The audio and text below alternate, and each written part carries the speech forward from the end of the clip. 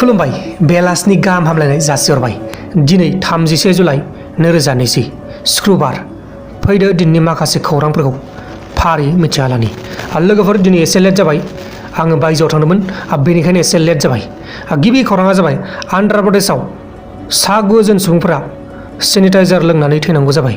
पुलिसफोरा बुंनाय बायदिब्ला बिसोर दैयाव सेनिटाइजारखौ लगायनानै लोंदोंमोन। बे समावनो बिसोरो थैनांगौ जाबाय होननानै फोसावनाय जादों। लोगोसे जोंनि बे भारत हादराव दिनै 24 घन्टानि गेजेरावनो 55,000 सुबुंफोरनियाव कर'ना भाइरास पजिटिभ मोननाय जादों। 55,000 माने 55,000। गोबां शिलंनि मानसिफोराबो आंनि भिडिअखौ नायो। बिसोरो बर'आव बुंबाथाय बुजिया। बेनिखायनो आङो दिनैनिफ्राय खायसे बर'आव बुंनायफोरखौ इंलिसावबो बुंग्रा जासिगोन।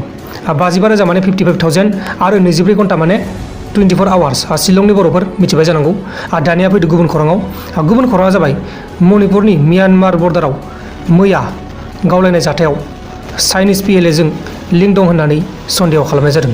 मैयाहाय मणिपुराव गावलायनाय जादोंमोन ना, उदखारि हान्जाजों आरो जोंनि बे आसाम राइफलजों। बे समाव जोंनि बे आसाम राइफलनि 3 जवाना थैनांगौ जादोंमोन। बे जाथायाव चाइनिज PLAजों लिंक दं होननानै सन्देह खालामनाय जादों। लोगोसे उत्तर प्रदेशआव गारि सालायनानै फन रायज्लायबा 10,000 रां फाइन लागोन होननानै उत्तर प्रदेशनि पुलिसा फोसावनानै होदों। जाय बिथांमोना उत्तर प्रदेशआव थायो बिथांमोना गारि सालायोब्लाथाय फनखौ रायज्लायाबानो जागोन। गुबुन फारसेथिं उत्तर प्रदेशनि गाजीपुर होननाय जायगानिफ्राय गासै 40 जन कर'ना भाइरासनि पजिटिभ पेसेन्टफ्रा गोमानानै दं होननानै फोसावनाय जादों। बिसोर माने कर'ना सेन्टाराव दंमोन। बेनिफ्राय गासै 40 जना खारखोमालांबाय। दा बिसोरखौ नागिरना मोनाखै, नागिरगासिनो दङ। दानिया फैदो गुबुन खौराङाव। गुबुन खौराङा जाबाय जगदीश मुखी जायबा जोंनि बे BTCनि गभर्नर।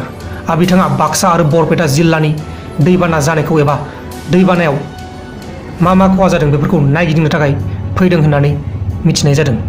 लोगोसे मेघालयनि पुलिस कनस्टेबलआ क्वारेन्टाइन सेन्टाराव थैनानै थाबाय। मेघालया हेल्थ डिपार्टमेन्टआ बुंनाय बायदिब्ला बे पुलिस कनस्टेबलनाव कर'ना भाइरासनि जेबो लैखोन गैयामोन होननानै बुंदों। नाथाय बिथाङा मा जानो थाखाय थैखो बेखौ फोसावनानै होआखै। लोगोफोर दिनैनि बेलासिनि रादाबफोरा बेखिनिल'मोन।